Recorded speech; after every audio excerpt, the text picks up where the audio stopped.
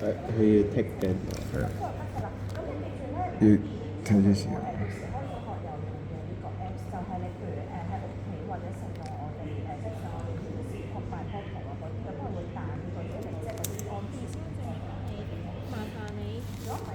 呢個咩？中學畢業證書。畢業證書係，你攞出嚟俾佢。後邊一個，後邊呢度畢業證書，會考成績。學校成績表，好乾淨真係。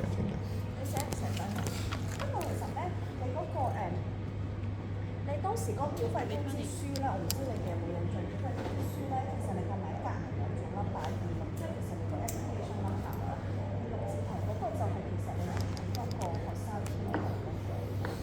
你想唔想而家抄低啊？都可以。俾翻你先，放翻呢度。呢個你問